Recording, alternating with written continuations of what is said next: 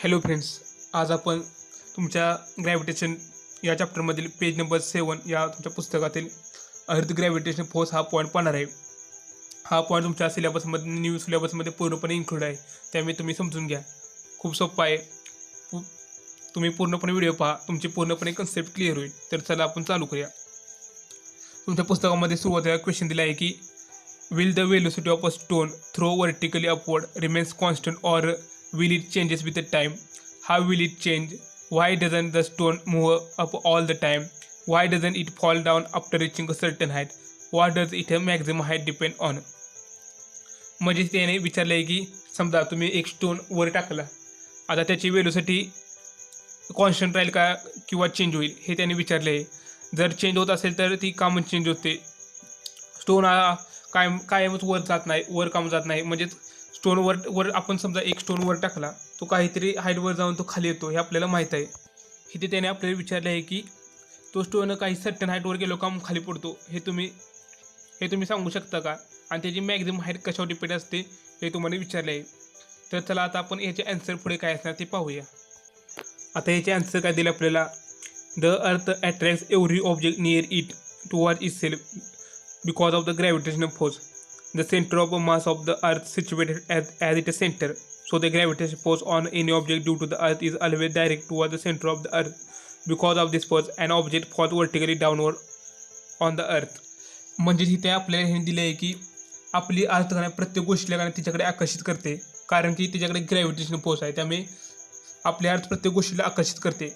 आणि आपल्या अर्थचे centre of mass अर्थ सिच्युएटेड ॲट द सेंटर, म्हणजे आपल्या आजचा बॅलन्स हा सेंटरकडे असतो. त्यामुळे ग्रॅव्हिटेशनल फोर्स ज्या गोष्टीवर अप्लाय करतील त्यावेळी ती गोष्ट आर्थच्या सेंटरकडे आकर्षित होते आणि ती वर्टिकली डाऊनवर्ड खाली पडते.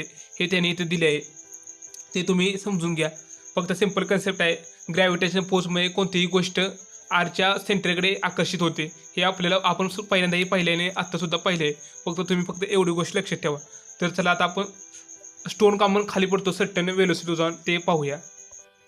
आता इथे हाच क्वेश्चन आहे. क्वेश्चन काय आहे. Will the velocity of a stone throw vertically upward remains constant or will it change with the time? How will it change? Why doesn't stone move up all the time? Why does it fall down after reaching a certain height? What does it maximum height depend on? म्हणजे simple यांनी आपल्याला काय दिले. समजा तुम्ही एक दगड वर टाकला, तो दगड एकसारख्या गतीने वर जातो का हे त्याने विचारले. का त्याची स्पीडमध्ये चेंज होतो? जर चेंज होत असेल तर का चेंज होतो? आणि स्टोन का नाही आपण एकदा वर टाकल्यानंतर तो वरच काम जात नाही, तो कामून खाली पडतो, आणि तो सर्टन हाईटवर गेलो काम खाली येतो हे त्यांनी विचारलं आहे. खूप सिंपल आहे आणि इंटरेस्टिंग सुद्धा आहे. तर चला आता आपण ते पाहूया. आता इथे तुम्हाला काय दिलं आहे.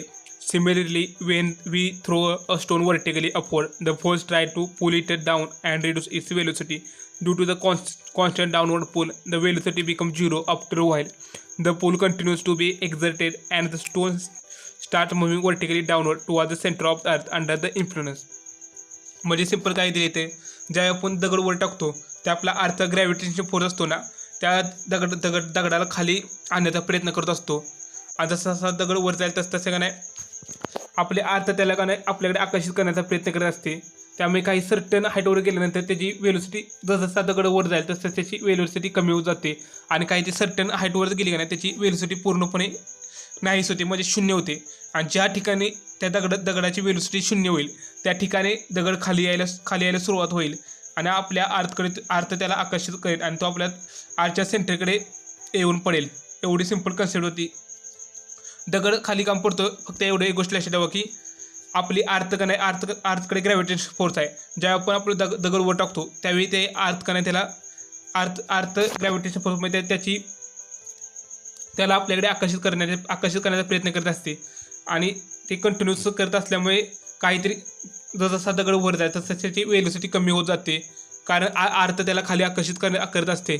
आणि काही सर्टन हाईटवर गेल्यावर त्याची वेलोसिटी पूर्णपणे शून्य होते. आणि ज्या ठिकाणी ते वेलोसिटी शून्य होते त्या ठिकाणापासून तो दगड आपल्या पृथ्वीकडे खाली पडतो. फक्त एवढी कन्सेप्ट होती. तर आता पुढे काय दिले आहे ते पाहूया. आता तुमच्या पुस्तकामध्ये पुढे दिलं आहे की use your brain power.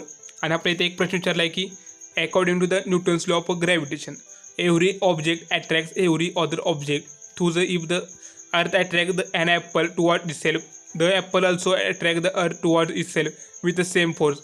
Y then does the apple fall toward the earth but the earth does not move towards an apple. म्हणजे ते सिम्पल विचारलं आहे की समजा जर का आपली अर्थ का नाही सफरचंदला आपल्याकडे खाली आकर्षित करत असेल तर सफरचंद अर्थला का आकर्षित करू शकत नाही, हा आपल्याला प्रश्न विचारला आहे. तर याचे सिंपल आन्सर आहे की according to the Newton's law of gravitation the force of the gravitation pull is directed toward the centre of the earth. Hence all objects are attracted toward the centre of the earth. Therefore all thought the earth attracts an apple toward itself. The apple does not attract the earth toward itself with the same force. म्हणजे त्यांनी simple काय विचारले आहे according to Newton's law of gravitation. हा law काय सांगतो आपल्याला the force of gravitation pull is direct toward the centre of earth. म्हणजे जो फोर्स आहे ग्रॅव्हिटेशनल तो प्रत्येक गोष्टीला का नाही आर्थच्या सेंटरकडे आकर्षित करतो. त्यामुळे प्रत्येक गोष्ट आपल्या पृथ्वीच्या सेंटरकडे खाली पडते. त्यामुळेच अर्थ का नाही ॲपलला अट्रॅक्ट करते तिच्याकडे. पण ॲपलकडे तो फोर्स नसल्यामुळे ॲपल आपल्या अर्थला आकर्षित करू शकत नाही. हा एवढे फक्त सिंपल क्वेश्चन होता. फक्त हे तुम्हाला माहीत असावे म्हणून हे तुमच्या पुस्तकामध्ये दिले आहे. सिंपल एवढी कन्सेप्ट होती. आता तुमच्या पुस्तकात शेवट दिले आहे की समजा आपला चंद्र आहे, आता मून आहे आपला पृथ्वीभोवती गोल गोल फिरत असतो. कारण की आता आपल्याला माहिती आहे की मून आणि अर्थमध्ये सुद्धा ग्रॅव्हिटेशन फोर्स आहे. पण आता आपल्याला एक प्रश्न पडेल की मग आपला मून का मग आपल्या अर्थकडे आकर्षित होत नाही. सिंपल आहे कारण अर्थ आहे ना त्या अर्थ आणि मून आपल्या पृथ्वीभोवती गोल गोल फिरत असतो. आता प्रत्येक गोष्ट काय सर्टन वेलोसिटी जोपर्यंत त्या ऑब्जेक्टमध्ये वेलोसिटी आहे तोपर्यंत तो ऑब्जेक्ट आपल्या पृथ्वीवर पडू शकत नाही. त्या एवढं गोष्ट लक्षात ठेवा.